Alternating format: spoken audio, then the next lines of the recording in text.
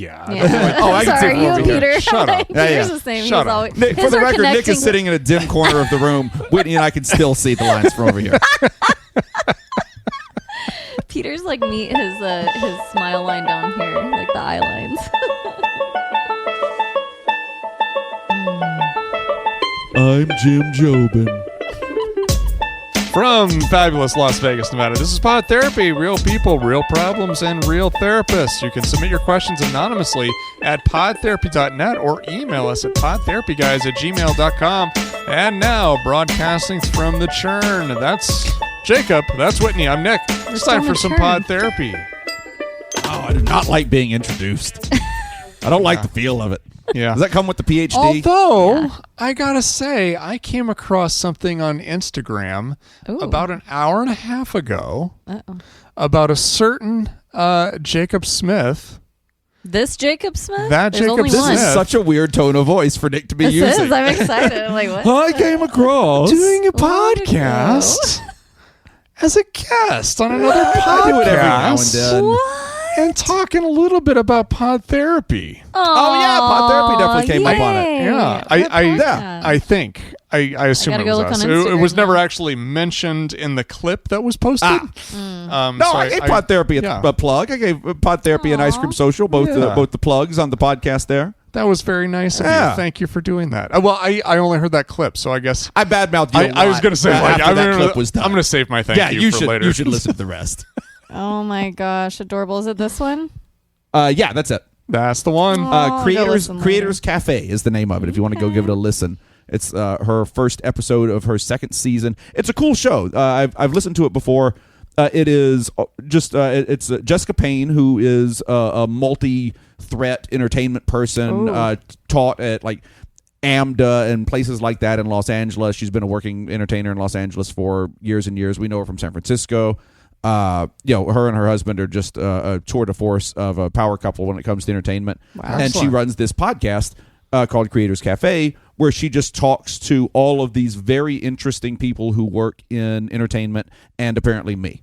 Oh, Amazing. that was cool. So yeah, it was very Okay, neat. I'll And go this watch was- it later. You said first episode of what? Of her second season. Of what? Well, she does seasons on her show. Oh, what's that like? So other podcasts do seasons as well. Yeah. Oh, interesting. I'm fine with Okay. podcasts doing All right. seasons. Oh. You know what she does between the seasons? She takes a break. Oh, wow. So there are season breaks. Okay. Fine. I feel like that's an important part of having a season. Agreed. If you're going to have a season, have a season break. We'll post. Okay, after this season, we'll take one week off. 1 week. Okay. Not a full week. Yeah, about 6 Not days. a full, like 8 days. Yeah. Oh, I I think was like 8 days 6 will days. take. And then record for that. But we're going to record a double before that. Yeah, Yeah. exactly. We're going to get a bank show in. Yeah. We have an email here. We planning husband's death. So I think this is a really upbeat one. I have not pre-read this, but I have not believe this either. is a very upbeat email gonna that be we're fun. all going to have a really good time with. But I did learn that Jim creates the titles for these, so it's quite possible that. Oh, this- we don't know. It could be anything. Oh, We have 'cause no Ja- idea. yeah, I just have the Jim's script title. here. The title means nothing. Oh, super. Can't wait. Let's see. So, hello, team. Firstly, this is a good podcast, and thank you for doing it. Woohoo. I think we got a letter meant for another podcast Oh, here. Yeah. That's okay. that's. That Oh makes yeah, sense. I'm reading ahead here. This is a car issue. This is a letter for Car Talk. We're very sorry. Jim can still answer. He really has car issues. Jim's son can answer anything you want about cars. Anyway, so I'm here to ask why I'm really efficient at planning the painful flowchart of decisions I'd have to make if I discovered my husband was dead in that moment. I don't mean post murder details. I just want to get that out of the way. I actually really like my husband. He's a very good being, and I don't want to murder him at all. Oh, Good. That's good. It's weird that you brought that up. None of us asked. I was wondering, though. No so. one said, do you want to murder your husband? Y'all weren't thinking that? I'm just saying you're pretty defensive, Ryder. I'm just saying you're pretty defensive. Uh-oh. That's all I'm saying. Read the room. I have a tendency to get what feels nearly obsessive about going through steps that I would need to take if I found out my husband was dead. Sometimes it's about when he's traveling and I would receive that phone call, while other times it's about when I touch him in bed and he'd be cold. I go into painful details of what would immediately follow, like calling 911, calling my mom, and the final moments during which I'd hold him one last time before he is taken away forever. I told you this wouldn't be an upbeat email. Mm-hmm. I tackled details about how I would eventually have to come back into our home and how it would seem so quiet and lifeless. I would have to go through his stuff and decide what to keep, his family gets, and I donate. I play through trying to move on while everything we own feels so deeply wrapped up in both of us. I imagine trying to accept people's kindness and concern while feeling absolutely hollow and dead inside. How some days would probably just consist of waiting for the next day, so I'd be one day further out and one day closer to being okay. This spiral happens at bedtime when I am more alone in my head. Sometimes the idea just rudely shows up without a fucking invite. I try to breathe and think of anything else, but it inexplicably gets away from me. Typing this out, I know it seems fucking ridiculous, but I can't shift my thoughts. Once I'm spiraling, I try breathing things and temperature/environment changes, like sticking my head in the freezer, splashing cold water, but often those don't work. Thinking about it with a clear head, I wonder if those techniques seemingly don't work because I am so activated and it feels like every fiber of my being believes it is happening. Spiraling in this way often ends with me weeping and barely catching my breath. I usually end up looking at a screen with the hopes of distracting myself. I try not to look at screens in bed, but I'd rather take in that sweet blue light cooking my clumsy panda videos instead, looking at clumsy panda videos instead of continuing to cry on my kitchen floor. That's fair. Mm-hmm. Yeah. I'm not sure if it's worth noting, but I am recently diagnosed with ADHD, and my Vyvanse is probably worn off by bedtime. We're going to ask what that means in a second. Maybe ADHD makes my brain speed run dead husband scenarios. I don't know, but I am tired of the spiral. It feels so genuinely heartbreaking, frustrating, and exhausting. I just want to sleep, not just hope to eventually tucker myself out and or distract myself with silly little memes. Okay, that's a bit of a long one. Sorry. Thanks for sharing your experiences and insight with the world. Infinite thanks, pugs and kisses. Too busy planning my husband's funeral to come up with a clever name. P.S. Congratulations, Nick, on the engagement. Oh, thank you. P.S. Please take turns sharing an exciting announcement that everyone knows about except for Jim. Ooh, Excellent. Can't wait. Excellent idea. That is. Too busy planning my husband's funeral to come up with a clever name.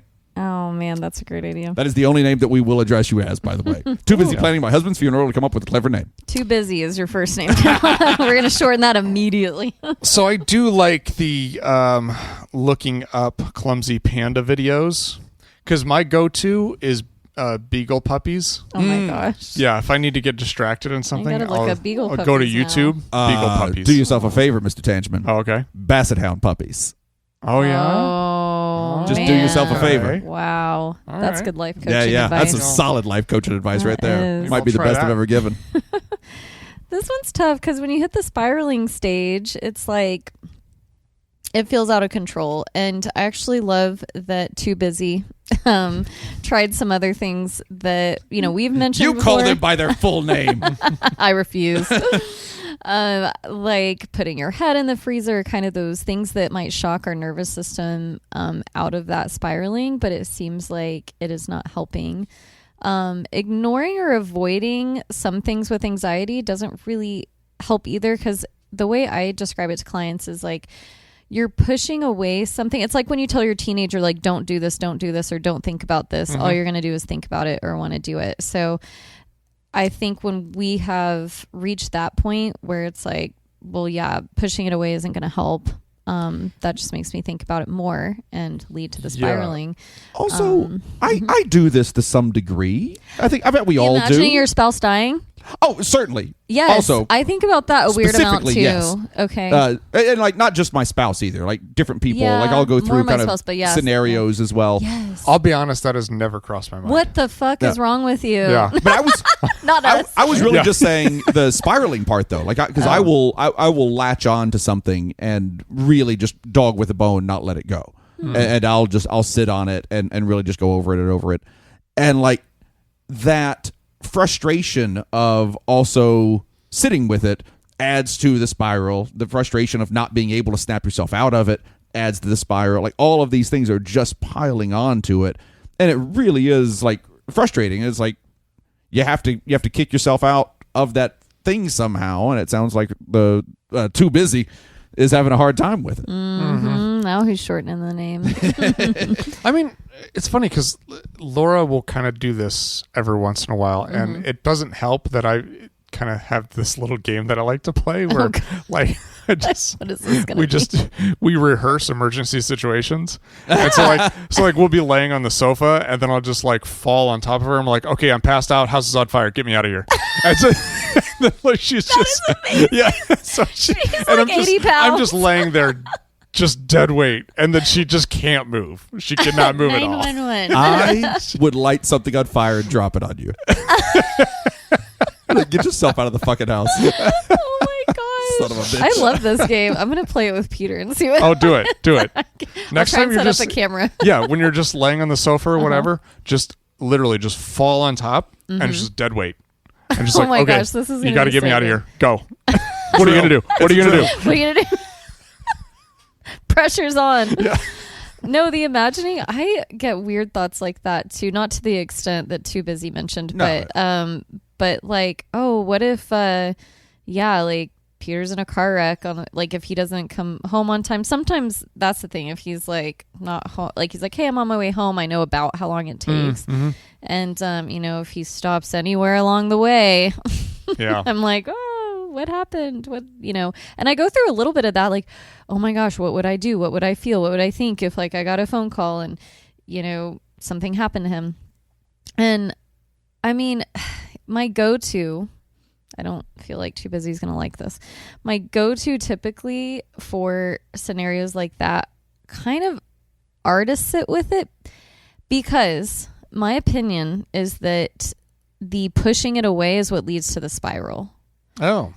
Okay. And this is just, something to try and think about. If you're trying to push it away, and then you start spiraling, maybe before you hit the spiral, like, for example, Peter's late coming home one night. It's like, all right, well, what if something happened to him? Or like, yeah, maybe something did.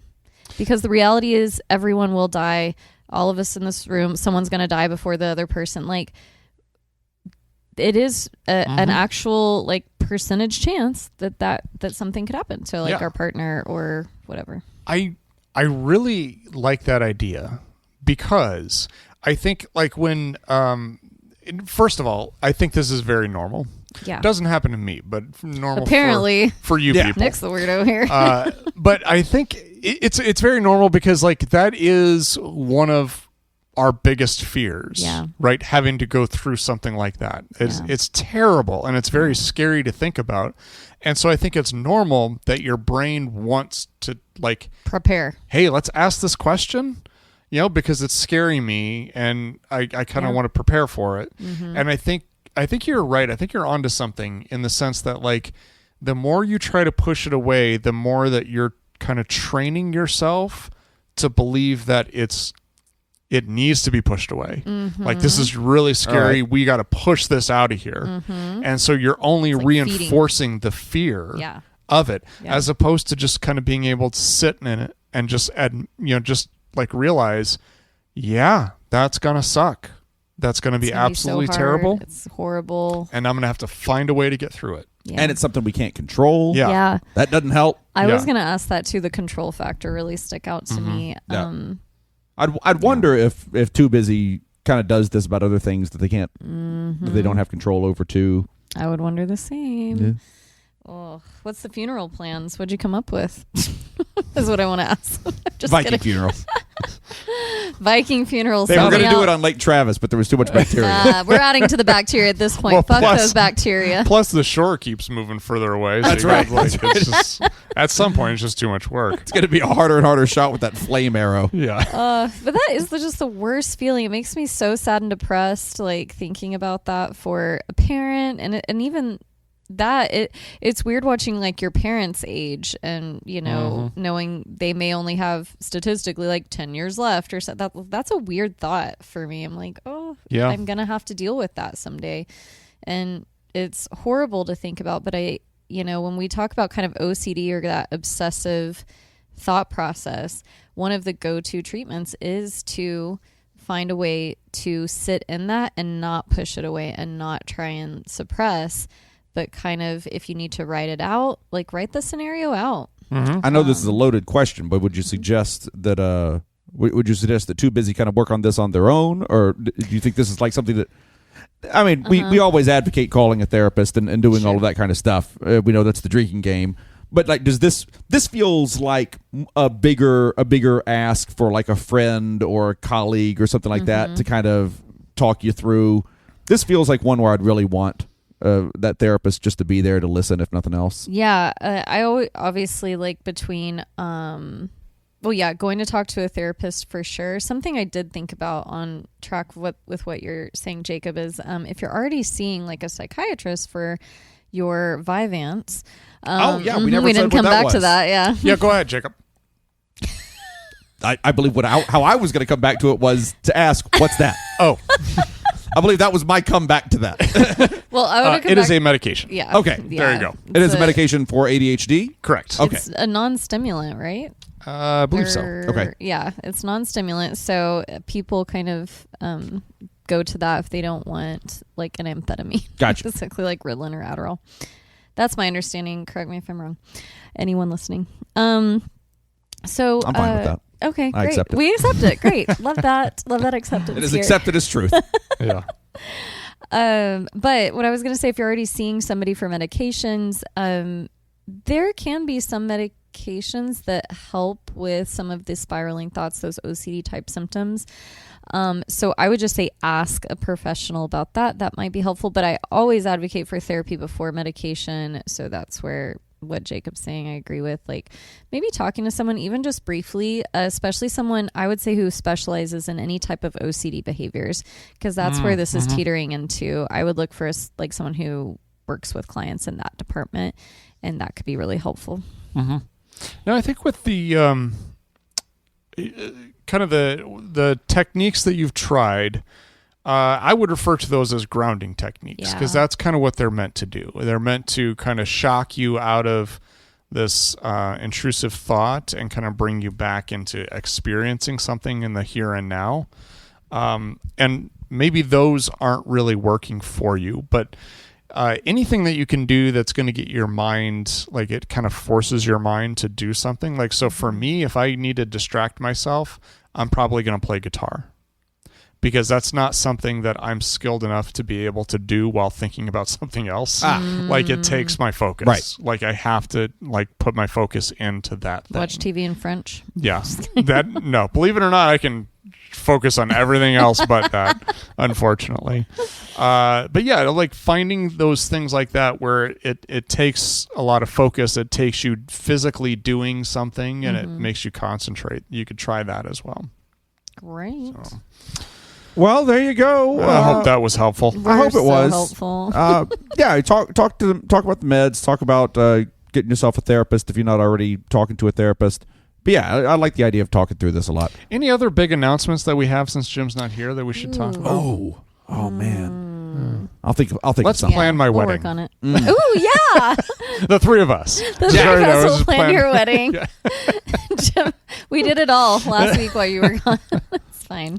I got a nice present for my mom. I think I got good mom points recently. I'm going to take her to see. I'm flying her out to Vegas and take her to see Paul McCartney. In October. Oh my god. Because she's a big Beatles fan from like back when she's a 50s kid. Oh my god. Yeah. So. That's good. Those are big points, I think. Yeah, no, I think it was good points. Oh. Called her up. And she doesn't know where the tickets are yet either. Because they're pretty good tickets. Okay. Like where I see. in the arena. Oh, yeah. You're going to see Paul McCartney, but I'm not going to tell you where you're going to see. Yeah. I know. I was like, wait, in Vegas, right? At dinner. in Beirut. We're going to Vegas first, then we're going on. We're going to take a quick break, and when we come back, we are going to discuss sex books. That's right. You're listening to Pod Therapy.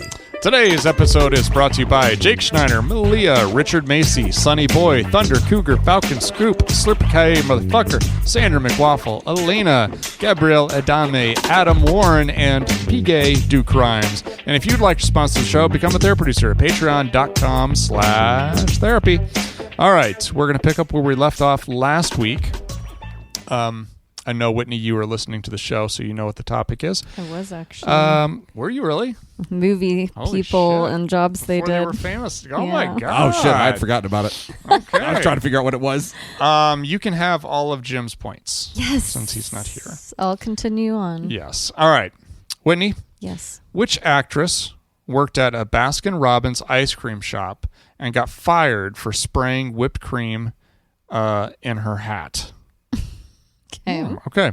Sandra Bullock, Julia Roberts, Jennifer Gardner, or Madonna? I would like to empathize for just a moment with all of our listeners that were really on the edge of their seats before Nick said the word hat.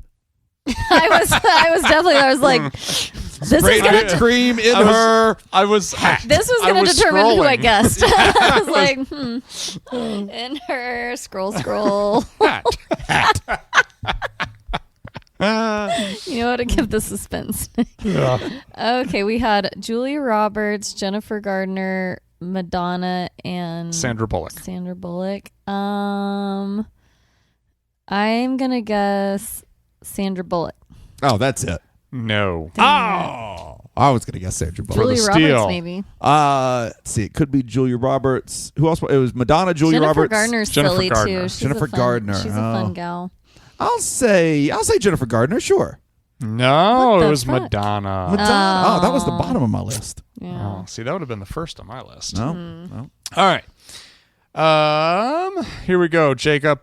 This singer used to dress up as Elmo for children's birthday parties. Oh. Interesting. Is it Elmo. Ed Sheeran, Bruno Mars, Justin Timberlake, or Harry Styles?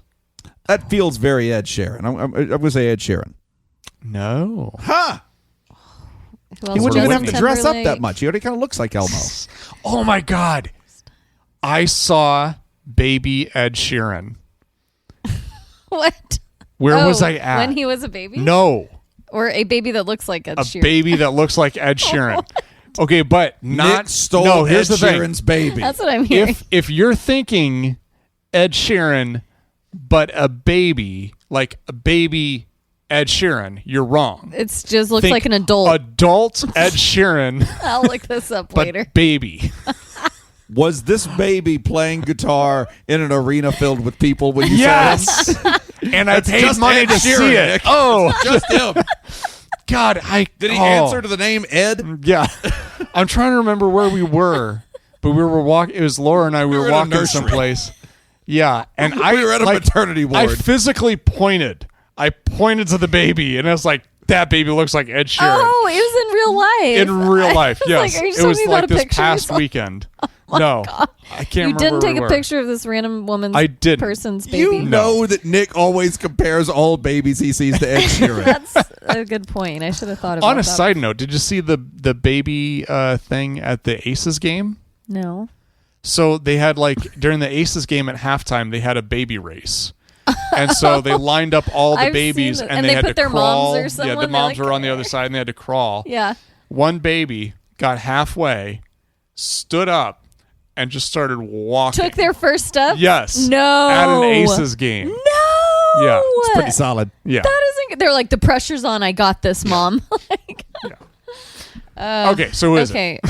Justin Timberlake, Harry Styles, and who was the last? Bruno Mars. And Bruno It was Mars. Ed Sheeran. I think Harry Styles. Bruno Mars. Shit. All right. I'm Last. really good at last. this. Here we go.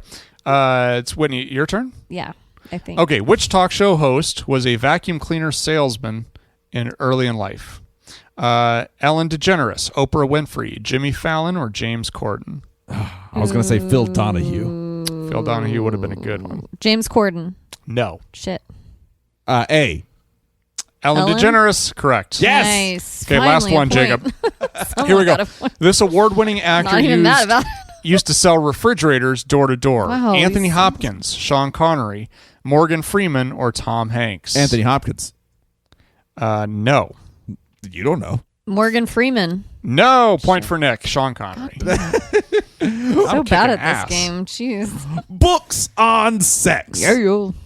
I have a family member who is in the sex offender group therapy, and he showed me one of the books they are forcing him to read and to quote unquote learn from. It's a book from the early 1970s and is saying that all sex before marriage is a mortal sin and gives several examples of people who had their lives completely ruined by indulging in carnal desires. Wow. With books. Ooh. My relatives tells me that this is the timber of all the extra reading books the therapist running the group has. However, the therapist is running a secular group, and he just can't seem to find secular books for healthy sexuality that would be suitable for sex offender group therapy. Are there any books that you all recommend, or maybe just have Whitney write one? Ooh. Knowing her therapeutic past working with JSOs. Oh my gosh. Okay, so this question is definitely for Whitney. Yeah. I have some thoughts. This but is your first. wheelhouse. Oh, I was like, did you have Yes. options? Okay, I just have to tell a quick funny story about writing a book with JSOs. One of my professors in college, I had like an email catch up with him when I was working at that foster care agency with the JSOs. And I told them about how we would go like camping out in Utah, like with them, because the owners of the company had land, and they would like, I guess ask anyone who worked, if they, like as case managers, therapists, whoever, if they wanted to go out and be like chaperones or supervisors, whatever, for these trips, because they're all juveniles. And so I love to camp, so I was like, I'll go out there, you have your own tent, all of that. But it's a little rugged. Again, nobody asked. It's weird that you had and awfully defensive there. I don't want to murder my husband. I don't know why you'd ask. Nobody would you did. even think that? Nobody asked it. So my professor was like, he was like 30 when he was our professor in college, so he's only like 10 years older than us or whatever. Yeah. He was like, you should write a book called Camping with Sex Offenders. I've just thought about that ever since. I'm like, I totally should. I bet it'd fly off the shelves. Chapter yeah, one. yeah. Come and get it. Yeah. Late at night. No. So is that a thing in the... I mean, I've not heard of this, that the books have a religious undertone to them. Well, I don't know. It wasn't around in the 70s. That's true. I mean, I don't think any of us were. No. Also true. I'm like, See, if this beard wasn't But so like- gray, you wouldn't have even looked over here. But the books that you used in that program, they certainly weren't from the 70s. No, I did a little research on this, and I actually reached out to, because I actually was assuming this is an adult in a group. That's what I was thinking. Yeah, as well. even though, okay. So I was like, well, I don't know what's available for adults, because we have treatment workbooks for kids. Like there's 2 separate treatment books. One's for young kids, like under the age of 12, because believe it or not, they also get arrested and get put on probation for sexually acting out. And then there's another book, workbook that we work through with them for more like teens or through the age of like 21. Is the law enforcement aspect, when it comes to dealing with very young sex offenders like that, is it getting out of hand, or do you feel like it's an appropriate response to kind of the issue that's going on, or is it too little? This is the gotcha journalism that you've learned to expect here at Pod Shit, Therapy. I know. It's like I'm sitting over here sweating, like, I'm glad he's not asking me questions. My true thoughts on this are, and I didn't work with a lot of the really young JSOs. I worked with mainly teens, late teens. The youngest kid I worked with was 12. Okay. So, and there were like 2 of them maybe. But they had a different home where kids were like 9, 10, 11. And my opinion on that, even the ones that I worked with who were like 12, is that some of their offenses were like, it seems like a lot. A big reaction, a big repercussion, like a large repercussion for their acting out. Now, that's what it feels like to me anecdotally. I mean, I know nothing about it. Right. I would say the only thing that makes it not too harsh is that there's not really another option, because the reason they're typically in a group home is because they can't be at home. Usually there's a victim in the home. Gotcha.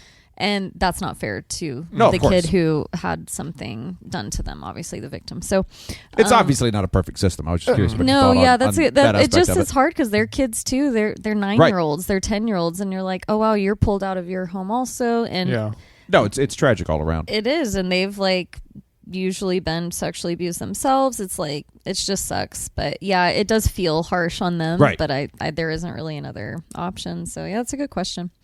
But I reached out to a friend of mine who actually Nick, I've got some hard-hitting questions for you later. Oh boy, start sweating now. Oh shit! Yeah. Oh shit! Oh shit! What is Laura's middle name? Oh shit! Oh god damn it! I just bought a plane ticket for her the other day. Fuck! What was it? What is her birthday? What is Oh no! What is her known traveler number? She doesn't have one actually. What? Here's the thing. Come on, Laura. Okay, I offered 1 year for her birthday. I said, I'm going to get you TSA pre-check. That's going to be your adorable. birthday present. You should still make You should it get a global birthday. entry. No, she did not want it. She did not want it. Why? She Doesn't loves want them taking your knowing shoes her. off. She's. okay. It was going to be a lot of. It was going to be a lot of. It was not a lot of work. She just didn't want to go through the steps to do it, and then also. She's very much on the side of like, I'm not giving them any information. Like she's already like, have no, it, honey. no. They She's like, already have it. I got bad news for Laura. she will Yeah. not. She won't do like a DNA test, or like one of those 23andMe Yeah. things. She's like, I'm not giving them my DNA. Well, we've recently seen that that's probably Yeah, a good idea. that's Yeah, probably yeah. fair. Not yeah. giving your DNA information to a private company now, in hindsight, seems like a fine fear to have. Yeah, So, I think. but anyway, yeah. so she doesn't. By the way, you should get global entry, not TSA pre-check, because pre-check comes as part of global entry, and global entry ends up being cheaper because you only have to renew it, I think, every 5 years. Oh, really? And we're lucky because we can go. You have to do an interview for global Yeah. entry. It takes like 15 minutes, but we can do it at the airport here. Oh, There are Yeah, only like certain on your airports where way. you can do it. I may have to do that next time. Yeah. Totally. And then if you take an international flight, it's magical. Yeah, that's what. I feel like I swear after I got global entry, there was never any lines anymore at. No. But I'm like, even the normal ones, I'm like, well, I mean, I guess I'm still going to go through global entry, but everyone else is just as fast. Oh, you mean like you that? know, like there's no line there. I'm like, no, I thought you meant at the global entry part. no. Because there's never a line at the global entry part. There's not. I always walk past the huge Customs. line at regular customs. Coming back in, actually, this time it saved us. 'Cause we flew back into this is Philadelphia, encouraging. and we were That's where a we're little, flying through, Philadelphia. Okay. So we were a little delayed coming into Philadelphia from Okay. Lisbon, and it ended up we didn't have a checked bag, which saved us a lot of time. We're not going to do that either. Oh, yeah. just having the carry-on bag saved us Awesome. several times, including when our flight got delayed going out the That's first a time. 'Cause great point. if we'd had the bag checked, we probably would have had to go with the bag. Yeah. And then we would have been stuck in Newark. And nobody wants to be stuck in Newark. No one does. But yeah, so coming back, we had global entry. We didn't have the checked bag, and we raced through everything, got to our next flight, got straight on, and they closed the door like 7 to 10 minutes after we sat down. Oh, my. Dang. So like we were close coming back That in. is insane. But that global entry, Okay. Well, we already have it, breezed so I'm past excited. the line filled with people, did the one scan, and then we were out. I got to double check and see when mine expires. It's been a while, but I don't think it's been 5 years. But it wouldn't do me any good to get global entry if Laura Nick- doesn't also get it. Correct. Yes. I was like, and Oh, no. You're going to have to put your foot down on this one, Tanchman. You're going to have to be the man in this relationship and put your foot down. Yeah, Yeah, I don't like that. I don't like that. I'm trying to channel Jim. You know what Nick would I know Nick would actually do, be like, okay, bye Laura, and just go through global entry. That's I true. already do that with TSA pre-check. If you do that enough times, Yeah. Well, fuck, I'm not paying for this to have to take my shoes off. I'll Hell see you on the yeah. other side. No, you know it's where I'm true, going to but be it's- at. I guess I'm thinking of when like either Peter or I, one of us only, like, because sometimes they don't. sometimes it messes up or Yeah. whatever. Yeah. Then Yeah, we're that's like, happened before. well, SJ does. That has happened to me before. SJ went through TSA pre-check, and I went through the regular security line. I was like, Oh I guess my I'll meet you at the gate. I was annoyed on this flight. This was another thing on my flight to Houston was I checked in. Flying standby is kind of weird. I normally don't check in on the app, but I did this time for some reason. That was a mistake because normally I just check in at the airport, and because I don't get a boarding pass until I'm at the gate. So to get my security document, I typed in my known traveler ID, and it was like, all right, TSA pre-check, great. So I get my little paper and go up there and scan my ID. She's like, oh, you don't have your known traveler number. I was like, yeah, it is here on the paper that printed out. It says it. She's like, nope, it's not in our system. I was like, bitch. I was like, no. And so she sent me to the regular line. I was pissed. But weirdly, there was some weird scanner in Vegas airport where I didn't have to take my shoes off. The shoes off is gone away. Oh, okay. I haven't been in that line in so long. No, that's recent. That's like within this last okay. month. I was like, oh, okay. Yeah, I was like, oh, this is not terrible, but Yeah, it's like, I think while I was in Portugal, I think they changed the policy. Wow. Okay. Never forget. So any literature? Okay, yes. For our friend here? I reached out to a friend of mine who actually does lead adult sex offender groups here in Las Vegas and was like, hey, what would your go-to be, if you were in this situation? First of all, she was like, what? The question about like, they said all they have are Jesus books about. Yeah. That's from the crazy. 70s. She's like, that is wild. No, she sent me a little screenshot talking about how ATSA, Chick tracks. right? ATSA, which is the Association for the Treatment and Prevention of Sexual Abuse. Its origins are back to the early 80s. So anything before that in the 70s is not ATSA approved, and that's a big deal. Well, there you go. Okay. Yeah. Okay. So some facts for you. But some actual books mentioned, there's a workbook called Building a Better Life, and that's based on the Good Lives model. And that is what a lot of the treatment books I worked on. I have one client I'm seeing right now, but, we work on a treatment workbook based on the Good Lives model. And what that is it's trying to take shame that this writer's talking about, take shame out of, their experience and work on what are reasons you want to be a better person. Okay. Like, let's work the positive angle here, not like, oh, you're such a piece of shit and they're a horrible human for doing this to someone else. But instead, like, okay, you did this thing. Let's walk through why you did it, how you ended up there, how to prevent it, but also like, look at all these wonderful things you could provide, to others instead of horrible sexual abuse. So other books she sent. So that one's Building a Better Life. The author for that one is Pamela Yates and David Prescott, it looks like. There's also Treatment for Pornography Addiction. That's Essential Tools to Recovery. There is also one for partners. So if you have a partner who has any history of this type of, accusation and offense. Kind of an Al-Anon type idea. Yes. Oh, neat. Okay. Yeah. There's a book called Facing Heartbreak, and so that's steps to recovery for partners of sex addicts. So yeah, there were some there. I can also post some of these in the Discord.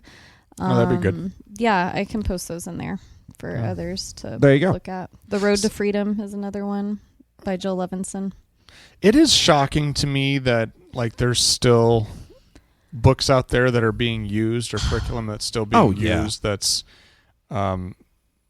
based around that, like based around the idea of like either complete abstinence or sex before marriage is a mortal sin. There are places like where I grew up that I would be surprised right now if they didn't have those. Yeah, that's kind of what I was thinking too. That's like very true in this has Yeah. a very deep South, small community, and maybe that's not where it is, but like, right. I definitely recognize that feeling from where I grew up. Like, it's probably not all that. I wouldn't assume that it was all that, but I'd be surprised if there weren't programs there right now that were acting on those same types of pieces of literature. This also speaks to, I think, the problem we run into a lot with mental health is for some programs or some disorders or conditions in which they don't have a large group of people, then that means that there's not many people treating it.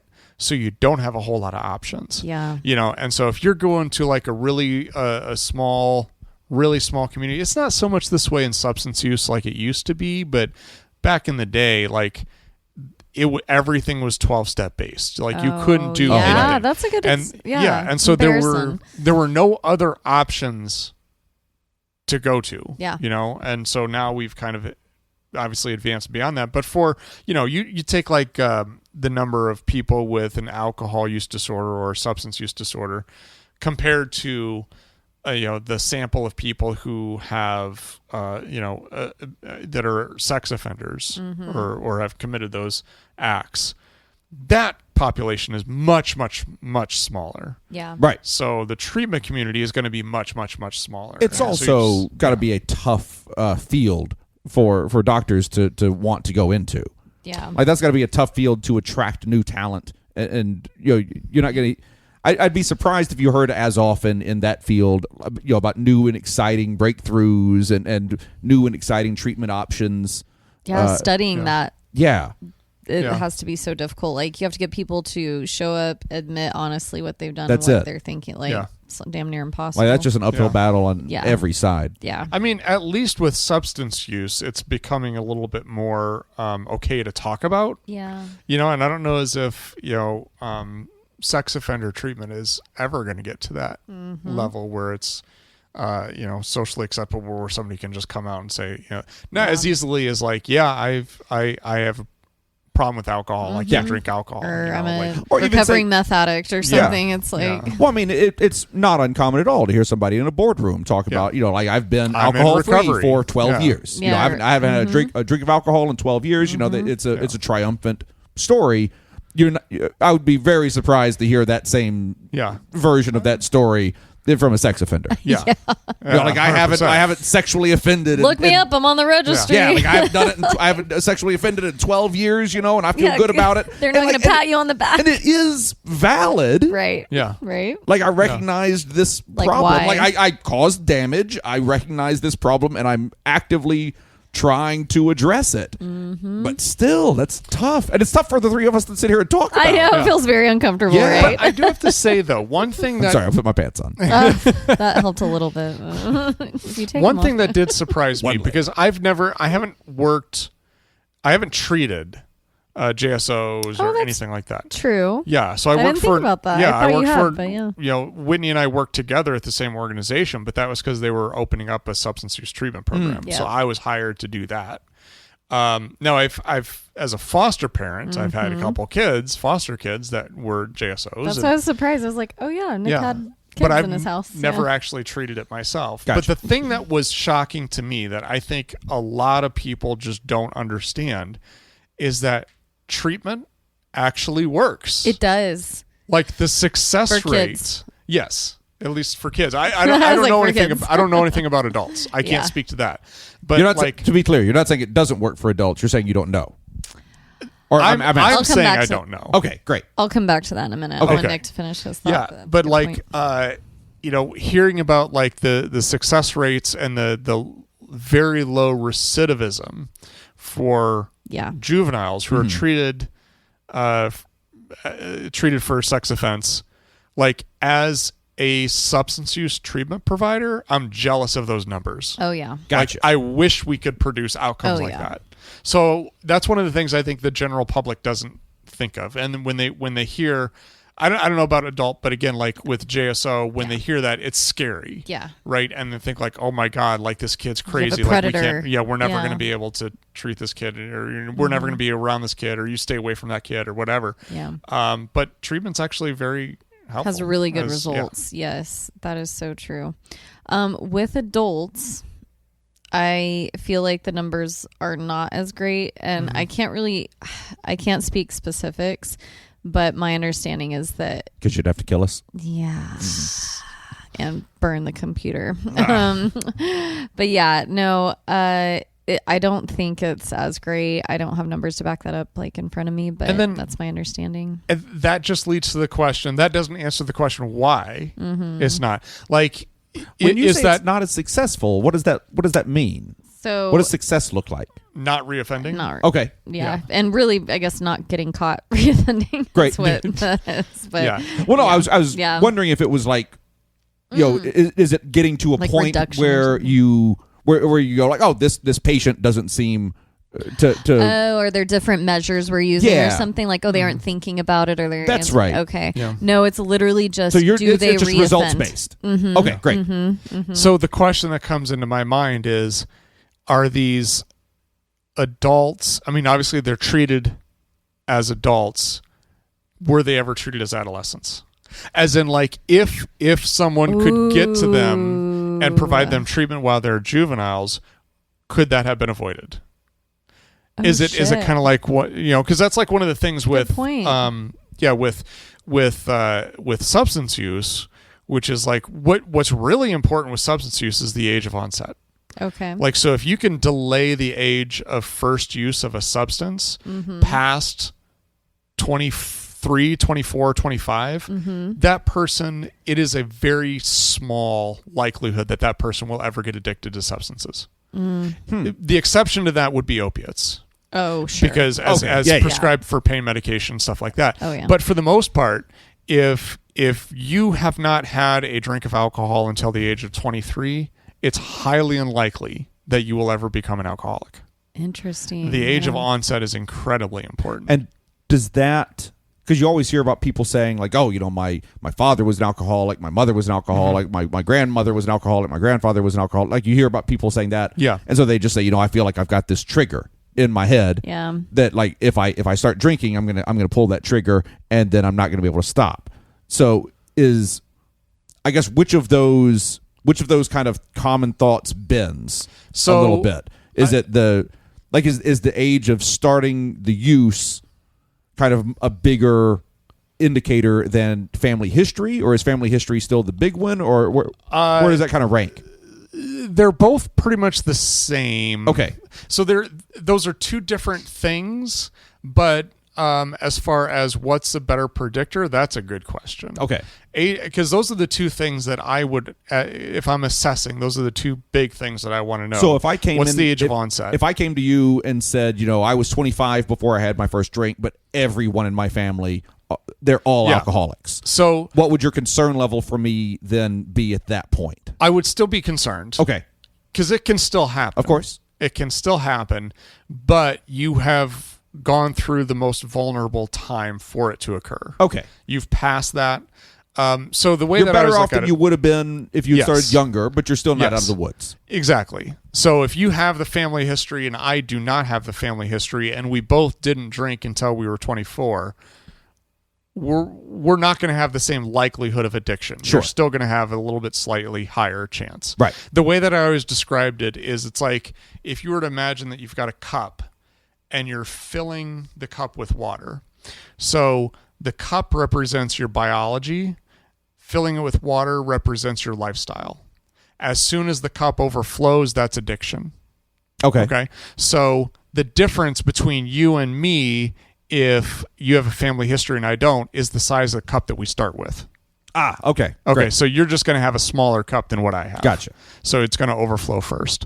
But either way, if you can delay the age of onset, it's still less likely that it happened. Alexa, order me a bigger cup. Ooh. That was for everybody that listens to us on speakers. There you go. Yeah, no, I think the adults realm is different than kids for the sexual abuse stuff. But I like that your person is in group and I like that you're like reaching out for them and helping them. It sounds like you're a support person for them. And I actually really love that. That's, as we just said, hard to do, especially when we're talking about people who have acted out sexually. There's a lot of stigma that comes with it, and anyone who's trying to get help and do better, we 100% support. So absolutely. Awesome. Yep. And for you, Ryder, that book that Whitney mentioned, the kind of support book, might be a nice read. Oh yeah, I'll post all those in Discord. There If you you're go. are you in Discord? You didn't. We don't say. know. Oh no, this is an anonymous email. Oh, join our Discord. Join our Patreon. Are we supposed to promote that? That's right. Yeah. Join the Patreon, patreon.com/therapy. With that, you get free access to our entire Discord chat, where you can talk to the hosts. Not me as often, but if you tag me in something, I'll find it eventually. Yeah, same here. But you can interact with the other hosts really cleanly, and and people have all kinds of discussions in there and everything, and really help each other. It's a nice little community over there at the old Discord. Patreon.com/therapy. We're going to take a little break now, and when we come back, we're going to talk about having a difficult conversation with mom. You're listening to Pod Therapy. Today's episode is brought to you by Jake Schneider, Malia, Richard Macy, Sonny Boy, Thunder Cougar, Falcon Scoop, Slipper Motherfucker, Sandra McWaffle, Elena, Gabriella Dame, Adam Warren, and B-Gay Do Crimes. And if you'd like to sponsor the show, become a therapy producer at patreon.com/therapy. Whitney? Yeah. Before acting, who was a limo driver and go-go dancer? Ooh. Channing Tatum, Matthew McConaughey, Patrick Swayze, or Gerard Butler? A limo driver and go-go dancer. Mm-hmm. I feel like it's not Channing Tatum because he was a dancer, but I don't think he was a go-go dancer. But he was a dancer. Like, I see when I hear go-go, I kind of know what that means. But picture the girl in like one little pillar. She's like standing on it, but this is a guy. So the guy is standing on it. I always see him like, I always think of like the flamingo, where they got the I guess, but I think Matthew McConaughey did some shit like that too. I'm going to say Matthew. No. Shit. I think it's Channing Tatum. No. Point for Nick. Patrick Swayze. So there you bad go. at this. Yep. Jacob, who worked at a funeral home and applied makeup to corpses? Ooh. Alan Rickman, Whoopi Goldberg, Tim Burton, or Helena Bonham Carter? Oh my gosh, there's too obvious. Yeah. I'm just kidding. I have definitely heard this before, and I don't remember who I heard it really? about. What are the names again? Alan Rickman, Whoopi Goldberg. I think Whoopi Goldberg. Yes. Yeah. Nice. Very Whoopee. good. Whitney, which actor built cabinets for a living before becoming a film icon? Yeah. Come on, I know that one without the options. Yep. Oh, Whitney, do you want options? Mel Gibson, George Clooney, Harrison Ford, or Bruce Willis? I think it's A or D. Am I right? I don't remember what the difference. Mel Gibson or Bruce Willis? Mel Gibson or Bruce Willis? Okay. No, this Did I isn't narrow a it team down? event. Like, can I take No, she's trying to get info Who from Wants me. to Be a Millionaire, the 50-50? Yeah, which two do you think it is? Then I'll give you those. I know, Mel or Bruce. Okay. I guess Mel Gibson. Harrison Ford. Shit. It is Harrison Ford. We were actually talking about that last time we played That's this. true. I didn't get that far. I didn't say I finished the whole episode. All right, Jacob. This global pop star once worked at a Subway sandwich shop. Beyonce, Taylor Swift, Lady Gaga, or Pink? I'll say Beyonce. No. Lady Gaga. No. Pink. Yeah. All right, point for Nick. Yay, I'm Nick's kicking doing ass. great. Telling old mom she disappoints me. Hello, friends, and hello, Jim. Oh, we'll tell Jim that you hate him.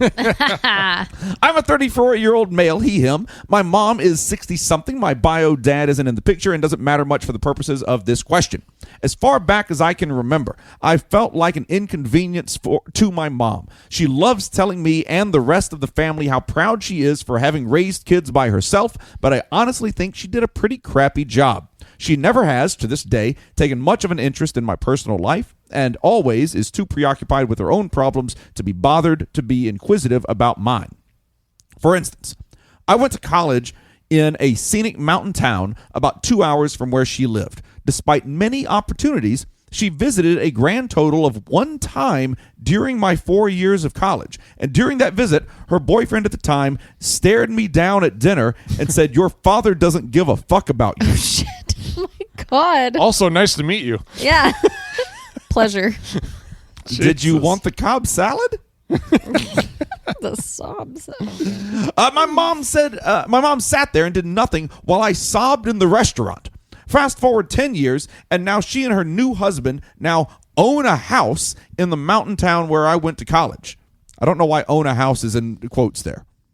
Maybe they're squatters? a I don't know. house. Yeah, I know. The two of them go weekly now, which stings given she never visited when her son lived here. This mountain house has come to symbolize a sort of emotional neglect for me. My birthday is this week, and we made plans to go out for dinner. Her husband, me, and my wife. My mom texted me this morning saying it's going to be so hot this week, so we are going to the mountain house to escape. Can you do a different day? This hurts so acutely because it feels like such a flat excuse to get out of having dinner with her son. I forgot AC doesn't exist where we live. That's true. This is far from the first time this has happened, and it won't be the last. At her age, is it worth telling her how sick I am of her treating me like an afterthought, or is it better use of my time to just smile and be resentful internally? I always feel like that's a better use of time. Yeah. I don't think she has the capacity to change, so it feels like a waste of my time, but I am so exhausted from the constant disappointment. Love, Anonymous. Okay. Anonymous mouse. So here are my thoughts on this. So you say Should I tell her how sick I am of her treating me as an afterthought, or use this time to just smile and be resentful?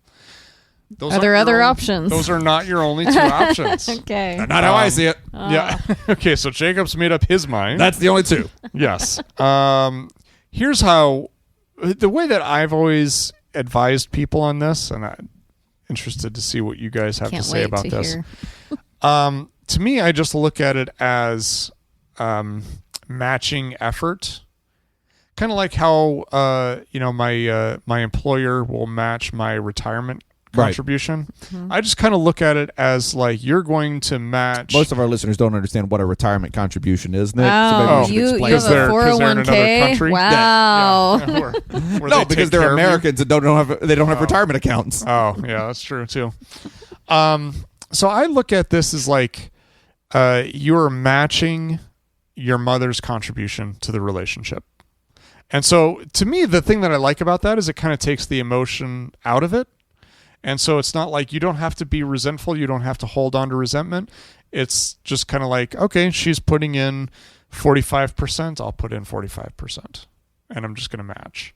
And so I'm never going to work harder than she is. So I'm not going to track her down, or I'm not going to work really hard at finding another time in my schedule since this time that we'd agreed upon doesn't work. I'll just say like, yeah, we'll find another time. And put it back on her court. Like, you tell me when it's a good time for you, and I'll see if I can make it work. I think that would be my approach. Is I would just kind of step back and devote my resources to other things, other people in my life, other hobbies that I enjoy. Would things you like call that passive aggressive? No. Here's why. Okay. I think it could be, but I think when I think passive aggressive, I think like intention. I'm doing this to you. But isn't that kind of what you're doing? No. It's instead of that, it's I'm doing this for me. Sure. So instead of like, I'm not even saying it's a bad thing because it's passive aggressive. Yeah. No, I'm just Jacob trying to would straighten go it the all passive out. aggressive I'm route fine for with it sure. being passive aggressive. I'm just trying to figure it all out. No, but this is a great question that you bring is a up really good because it's kind of the difference between like in I feel SUD like I have clients treatment. ask me this stuff all the time. Like, aren't I being like narcissistic if I do whatever? I'm like, no. It depends. No. Is your intention to like do whatever it all you has want to do with what your intention is, Right. and how you're dealing with your emotion. Like, what is your mindset as you're doing this? Because we get asked the same question a lot of times when we talk about boundaries, like setting boundaries. Well, isn't that manipulation? Well, it is if you're setting the boundary with the intent of manipulating their behavior. Yeah. That's different. That's not a boundary. Right. A true boundary is I'm doing this to protect myself from you. You can do whatever you want. I'm not trying to change who you are. I'm not trying to change your behavior. I'm doing this for my own good, for my own protection. So it's kind of the same way with this, where it's like, I'm not going to step back to try to manipulate you into stepping forward. I'm just going to step back because there's no sense in me putting 100% when you're putting in 45%. Yeah. I'll match what you're putting in. Yeah.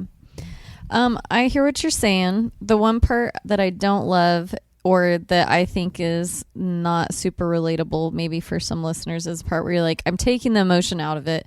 Because what I hear Anonymous Mouse saying is that they have emotion in it. And it's like, it's there. So I worry that the risk is there that if they start changing those boundaries before addressing the emotional aspect, like if you just jump into that, I think deep down there is like, that's just going to be a pissing match at some point. So this works for me because I'm very stoic. yes. and you're I was Midwestern. going to say, this is such a Nick answer. Just walk away and say fuck them and never talk to me, and I'm great. No, but see, that's the thing is like I don't even say fuck them. Fuck I it. just walk away. I just like all right. The fuck 'em I'm was gonna go. already implied. Yeah, Yeah, I'm that's just fine. months Months earlier. earlier. Do this thing over here. It's like all right. Right. So, first of all, the fact it says a lot about your mom with these stories about the boyfriend's not the husband, right? Doesn't These seem are like it. different people. I interpreted that it was a different person. Okay, I was hope too, it but I is. was just making sure.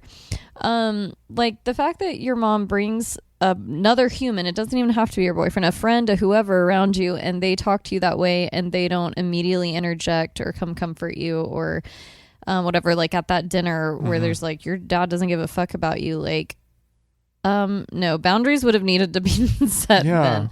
But you're very young then, it sounds like. So, I think that for me, I would address the emotional side of that, because I think when you dig around and really decide like I don't deserve to be treated, you have to like have resolve with the emotional side first, in my opinion. So I don't deserve to be treated that way. I don't have to deal with those things. There may be people around you saying, oh, that's your mom, and you know, she's trying, or you know, whatever bullshit people will tell you to try and get you to behave a certain way or make your mom feel better. And it's like, no, mom hasn't shown up for you in the ways that you wanted her to. I would probably have a conversation with her. That is just me, because for me, I want to sleep at night knowing I did everything I felt like I could. And that can be whatever you want it to be. If you feel like you've already done what you could, listener, Cool. like, great, then move on to the next step. But for me, I'm the type, like, in my mind, I'm like, all right, I'm going to try this one other conversation. You want it settled in your mind that you did your part. Yes, I want to not feel like that's a loose end that didn't get resolved. So for me, I'm going to do it, and I'm not hinging on the reaction. It's just, all right, well, if they respond this way, this is what I'm going to do next. If they respond that way, this is what I'm going to do next. And that resolve is made before going into that conversation. I think if you're going to continue to have a conversation, a relationship with your mom, I think a conversation is in order, because you say your mom is 60 something. Yeah. So unless your mom is dying in her 60s, which is possible and terrible if that's true, but like if death is imminent, maybe you just fucking live with it and you deal with your own issues as it pertains to that, and you just let it go. But like, if your mom is in her 60s, she got life to you live. got a while left here. You have 20 more years. That's it. Like you got that's a long time to just be angry and miserable and about she's this. only going to need you more, and then you're going to be real resentful by then. Like, I'd have that conversation. Yeah. Wow. The more I listen to the two of you talk, the more I think maybe it's me that's weird. Maybe. It's I don't Maybe like so, this. Iowa. I don't like this, because I go a completely different way with this. Like I didn't even. I'm saying if you're gonna Your have mom? The stuff that you're talking about, had not crossed my mind. if you're gonna keep having this, if you're gonna keep having a relationship, if it's just like a you see her a couple of times a year type thing, then fuck it. But here's also kind of how the way that my mind works, and maybe I'm starting to think maybe this is unhealthy. But like, all right, maybe I've taken it. I think it's healthy. I think I've just taken it to an extreme. When I agree people with- love each other very much. They present gifts of corn to each other. Yes, right. It's that simple. That is how Yes. everyone if you don't does get these corn, things. you leave Yes. them. Okay, and good. fine. Yeah. Okay. At least we're on the same page here with that. Yeah. I feel No, like but whatever like- you're about to say is on the right track. Go. Okay, but like the saying that I love hearing this so much, and it stuck with me, though now I can't remember it. It's Not the best for nothing, folks. never attribute to malice what can be attributed to Stupidity. ignorance or Yeah, yeah. stupidity or Something like whatever that, yeah. that thing is, right? And like I've taken that to heart, and I always think about that all the time. Yeah. And so when somebody does something, It really makes you think everybody is stupid all the time. And you Yes. think you're just right about it. which is so believable. Yeah. Well, okay, finish what I you're mean, about to say, because I have no, a question about this. Yeah, because like when somebody does something to me, like my natural reaction anymore is not like I don't get offended easily. Yeah. I do not get offended by anything. Whereas I've noticed that other people do. Like I've had this conversation with Laura. Or, Oh yeah, Laura had a fun example. Not so much. Oh yeah, Laura. Yeah, in Paris. Yeah. Oh my God. But like, or even friends, you know, where we will be talking about something and somebody will do something and then they're just like upset and angry and it's like, oh, it just bothers me. And I was there. I experienced the exact same thing. Yeah. And I don't think anything of it. Because I don't like, okay, yes, this person did something, and yes, it did affect me in some way. But I don't take that as they did this with the intent to do something bad. No. I always assume they just weren't paying attention. Yeah. Or it was something that they didn't realize. I'm not assuming that something like that mom is bad. I'm not I assuming know, mom is a but bad person. Even things like, okay, I went to college in this town. She came to visit me one time. Yeah. Now they have a house there. Now they're going there all the time. Oh, I mean, I attribute that to thoughtlessness. Yes, exactly. Yeah. And that's my thought too, is like, I don't attribute that to mom being malicious. Yeah, I don't think that's a anything fuck like you. that. I think it's just people don't think about it. Yeah. And I just- agree. So why wouldn't you have a conversation with them? Right. Because to me, if you're ignorant, you don't know. So I need to talk to you about that and let you know. Right. Because, okay, so Man, the I hate reason being why on the same page with Whitney. Okay. I hate it. It's because we're on the couch. That's right. Whitney and I are very reclined right now. Yeah. Yeah. Makes us to be very. Nick is sitting up in a I'm chair. in my office chair. No, the reason I wouldn't, because like, to me, that's on me. Like, that's the way I think of that. Okay. If I'm in this situation and this is bothering me, then I'm looking at this and I'm saying like, okay, well, why is it bothering me? If Right. this is just she's not paying attention, I can have this conversation with her. And is that going to improve her attentiveness? Probably not. She's going to be the same person she was before. But it would- she's not going to be I don't think it's going to change behavior. But I whether it think changes behavior or not, you can still get some positives out of it. I mean, you can get it out into the open for one thing. And also, even if mom doesn't change your behavior, if you see mom even making an effort to change behavior, I mean, that could be a step in the right direction as well. Yeah.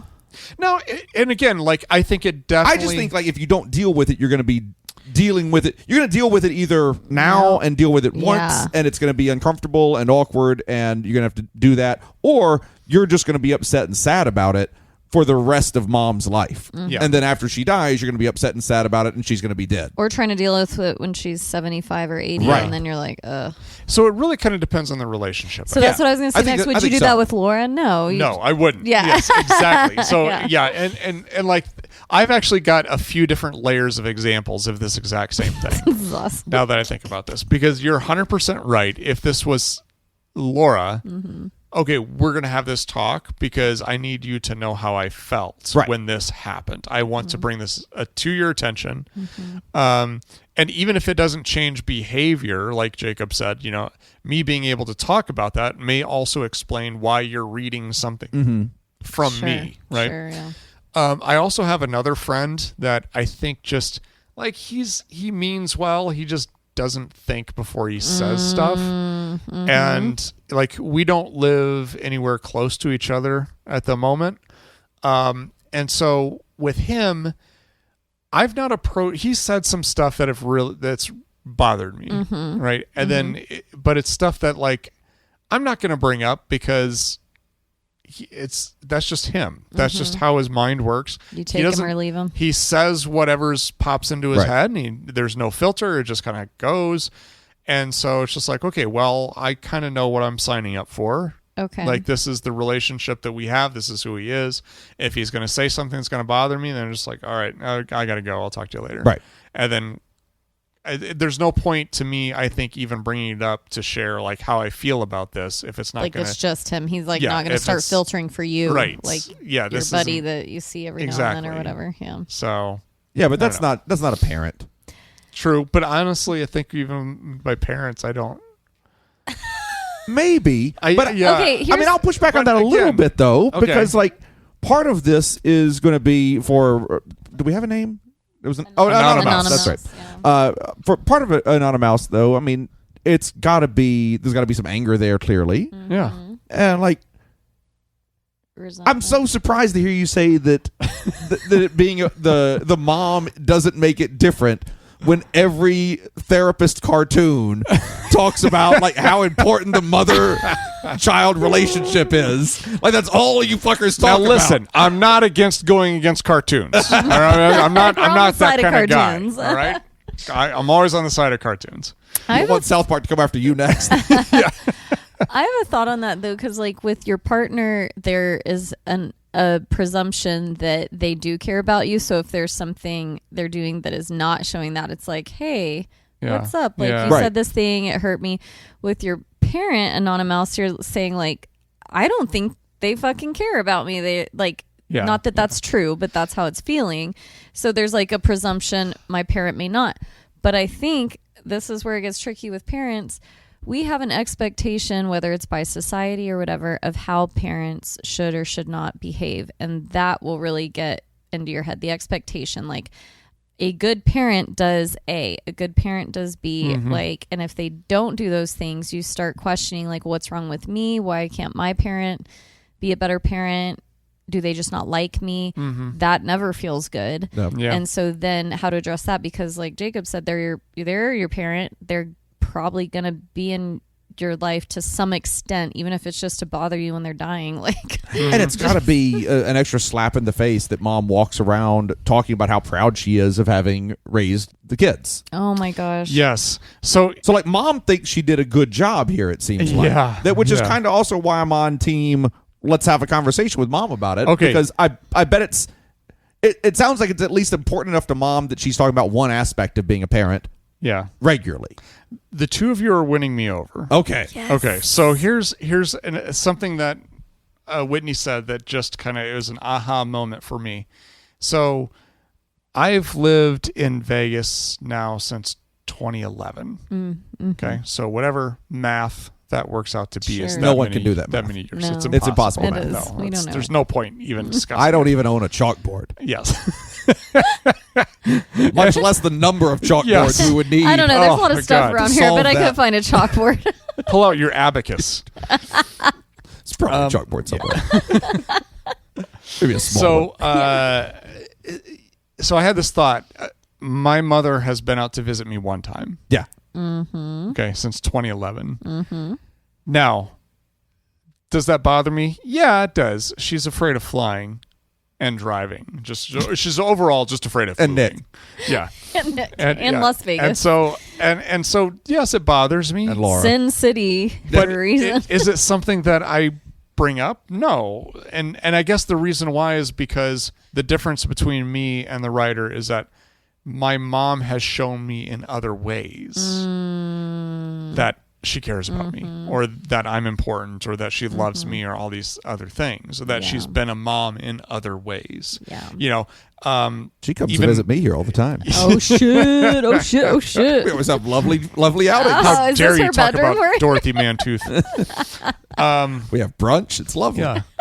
I mean, even with my dad and any kind of disagreements that we have, he shows me in a lot of ways that he cares, you know? And so like, I think that's kind of the big difference here with the writer is like, it means more when it's not shown in other ways than all of these other things that she's not doing mean more. Yeah. So in that case, maybe a conversation. You clearly have a deficit of what you need from your mom here. Yeah. Yeah, I would definitely, I just have to spend a second validating. I would be so pissed if I went to college somewhere and my parent came once or hardly at all and then went and got a mountain house there. Yeah, in that same town and just was there every other weekend. I would be upset. I'm trying to think if my parents ever came to visit me in college. So my parents did not come visit me terribly often in college. I was 2 hours away. I don't remember. My parents each came like once, maybe. Yeah, I'm thinking I went home a lot more though. How far away were you from driving? How far was 2 hours? Oh. Yeah. Yeah.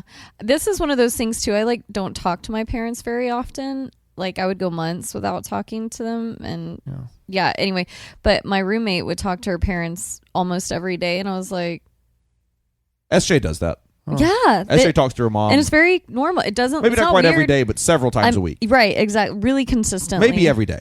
Yeah.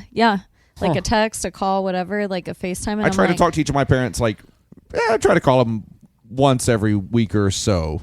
I had to make a pact with my mom. I mean, y'all met her, but that was like, we would go months and I was like, I want to talk more often. So we made a pact every 2 weeks. We haven't heard from each other by then. Then it's an effort though. Right. Huh. Yeah. Yeah. But it was a conversation I had with her. I was like, this is what I would like. if you want to do that. If not, then I'm going to match your energy. Then I'm on next page. Yeah. Okay. That's where I'm like, I think you'd have the conversation first, though. Yes, the conversation. Give the was had opportunity. first. The opportunity is the conversation, and I think all you're looking for is any movement at all. I don't think it has to be a change. I think all you're looking for is maybe even just an acknowledgement. Agreed. And then an educated decision after that. Like you have the facts you need from there. And how do we want this relationship to look going forward? We both want to be happy with our relationship going forward. How do we want that to look? Because like right now I'm not happy with how this looks, and I don't want to continue doing that. I don't want to be unhappy with my mom all the time. Totally. Yeah, it's complicated, those parent dynamics. But I would be really upset in your shoes, so I get it. But and I would always have a remember, like, there's no guidebook to. I guess there are now, but there's not like an official guidebook to being a parent. Like it's just tricky. Yes, there is. It's called the Holy Bible, Jacob. Oh, I thought for sure Dad Vice was about to get a plug. Oh, what's that? I know it's a thing that holds up my coffee table. So there you go, Anonymous. We did some good work today. We did great. I think guys. so. I feel like we got more into the weeds today without Jim around. Little ADHD Jim. we definitely got a little more into the weeds on some stuff than we usually would have. Yeah. We're going to take a quick break. When we come back, we're going to end the show. You're listening to Pod Therapy. Today's episode is brought to you by Jake Schneider, Malia, Richard Macy, Sunny Boy, Thunder, Cougar, Falcon, Scoop, Slurpee, Motherfucker, Sandra McWaffle, Alina, Gabriella Dame, Adam Warren, and B-Gay Do Crimes. Would you like to sponsor the show? Become a therapy producer at patreon.com/therapy. You know who I miss hearing from on those lists? Who? I miss a literal pickle. Aww. A literal pickle. Where you at, buddy? A literal pickle. Hey, yeah. Not calling you out. I just miss you. That's all. Yeah, we miss you. Jacob, how do you feel about my phone being at 19% right now? I'm fine with it. Mine's at 78, which is a little low. Checking my phone now. What's yours at, Nick?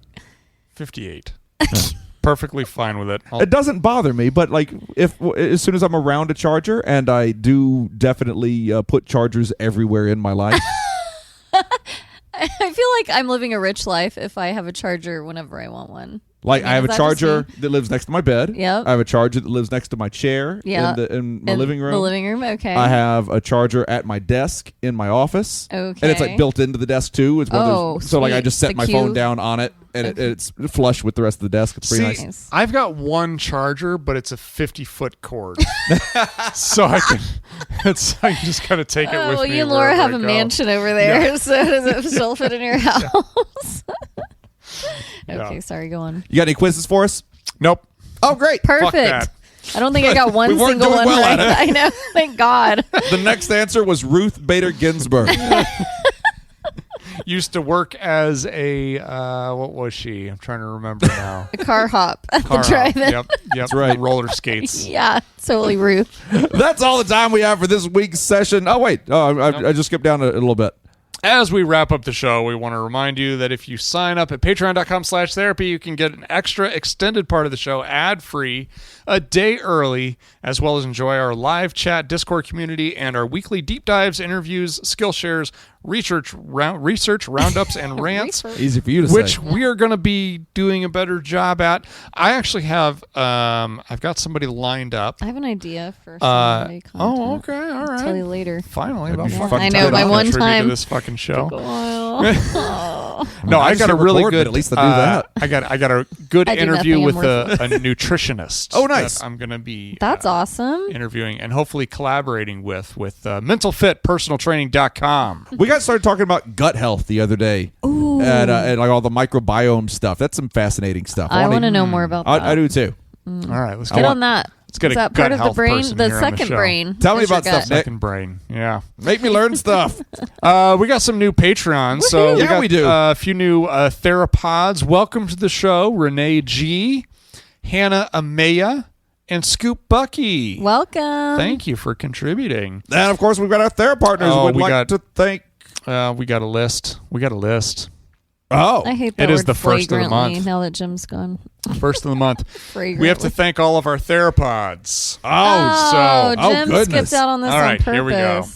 We want to thank you, the Dark Lord himself, Jim Sfasha, University Jeff, Robert Paulson, Linda Brandmeier, Scoopstronaut, Joseph Pangrazio, Corey Owens, Christine Phillips, Gavin Bristow, Carrie Tierhark. This is my sister. That's I your should know her sister. fucking name. Kiwi Fruit Scoop, Take It EV Podcast, James K, Craig Little, Don Dorr, Jim Hunter, Scoopatron, Todd Canfield, Felicia Butler, David Sorensen, Shayla Bullock, Lauren Izzo, Katie Chubakowski, Adam Pettenuzzo, Mats Lenegren, Lee Popsicle, Scoopator Ascending, Ian Soto, that Josh guy, Mama Ninja Scoop, James Dawson, Sarah Olo, Grumpy Lakemead Park Ranger, Sam Buck, Karen McCullough,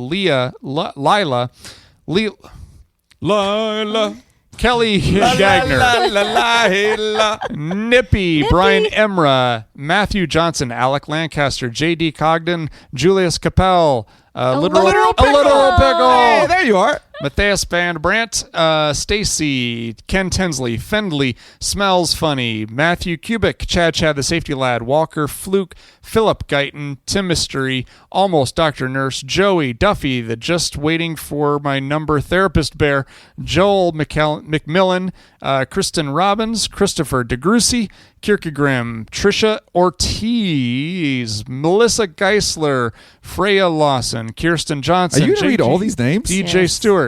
They You do want to take this one? every Go month. for it. Mississippi Hippie, Scott A, Heather W, Patty Glad, Kyle, Anthony Camarada, David Williams, Kate, I thought it said Kate, please.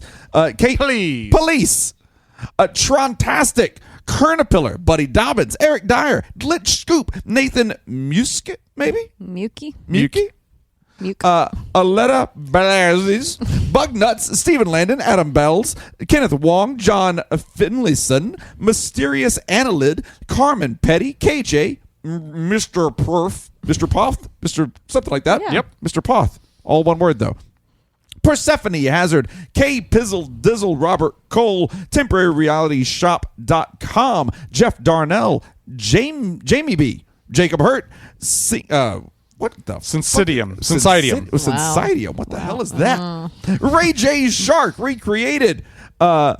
Kilka Silka? Daniels or Silka Daniels, maybe. What does scoop mean? Jacob Billingsley, Alex Jardine, Dylan Colopy, Wolfie05, Chris Courtney, Dale the King, Adam Goff, Cedar Hayden, Jesse Miller, Kevin Tribe, Linus Hackinson, or something like that. Your name I got think messed it's up. with the print. Hakkasan. Like the club? Yep. Yeah. Linus Hackinson. Yep. Sure. Livy, Grace, Terrible Tay, Itty Bitty Chicken Farmer. Does that mean you're itty bitty or the it doesn't matter. Yakin Kylie, Sam K. Mathis, Zachary W. Chill Food, John Caravatas, Fish Bum Fish, Foxy Sally, Zelda Ray Skywalker, Cloudy Pies, Hannah Amaya, Winter Scoop, Neck Pubes, Matthew Connor, John S. Andreas S. Maybe. Yep. Andreas, The yeah. Whittle Shitty Titty Kitty. Fun Crapper, Ian Johnson. Whitney, you want to take the rest? Yeah, and Renee G. Yeah, Good thank you all job, so Whitney. much. Pterodactyls. We have Ice Blue Scoop, Brian Lehman, Andrea Anderson, Lori Eldsroth, Cy Shanagon, Scoopy Jess, Uki Scoop, Dank Butta, Brooks Lyle, Adam Ripchick, Lovely Spark, Jim and Manu, the Offices of Counselor and Counselor, Manuel Cavazos, Krusty Croissant, Smug Mochi Ice Cream, Nora Monaco, Momi Damate, Mike J. Nielsen, and BB Hermit, and I. Can I thank the TheraPartners down there? You sure can. We'd like to thank the benevolent, revered, generous, and flagrantly pro-therapy diehards who love you so much that they give till it hurts. That's the TheraProducers, Dirty B and Pickett. Pickett. And we especially want to thank our bosses, the mysterious and shrouded Illuminati members of our fan club, the TheraProducers. Thank you, Jake Schneider, Myra, Robert Brownie Jr., Mint, Smitty, Scoop, Richard fucking Macy, Judy Schneider, Malia, Leon Kassab, Carolyn Albert, Kevin Chamberlain, Tess Miller, Dan Martin, Sammy Scoop, Slipperkaye Motherfucker, Ben Stanley Slap in Your Face, Sarah Smith, Adam Hathaway, Byler T, Mike Helm, Oscar Swanrose, Paris, A Sunny Boy, Darren Cunningham, Lib, Sandra Sandra McWaffle, Team Monaco, Thunder Cougar, Falcon Scoop, Heyo, Hannah Marie, Andrew Langmead, Emma, Tonka, and Pony Soprano, Elena, Cody the DeLorean Guy, Brady Malachek, Chick Felicio, Gabriella Dame, Sean Sutherland, Max the Ginger Scoop, Chad, Mag, Adam Warren, Inca La Prince, Sam Cohn, and B-Gay Do Crime. Yeah, and if you want to hear this episode uncut and unedited, And why wouldn't you? and Yes. enjoy our spontaneous side projects, go to patreon.com/therapy, and thank you for supporting mental health. That's all the time we have for this week's session. We want to thank our landlords, the Ice Cream Social Podcast, and thanks to those of you who contributed to our show today. We really appreciate it. Remember, pod therapy isn't something that you should keep to yourself. Share this episode with the world and tag us on the socials when you do. It's at PodTherapyGuys on Instagram, Threads, and Twitter. It's /PodTherapy on Facebook. And don't forget about all the extra goodies over there at patreon.com/therapy. If you want to submit a question to the show, you can ask anonymously at podtherapy.net, email us at podtherapyguys@gmail.com, or click the link in the episode description to be taken to our anonymous Google form. I'm Nick Tangeman. I'm Whitney. I'm Jim Jobin. Thanks, and we'll see you for your appointment next week. Very good, just like we practiced it. All right. Yes. Let's hit record. Do it for real. All right. See ya. Bye. Bye.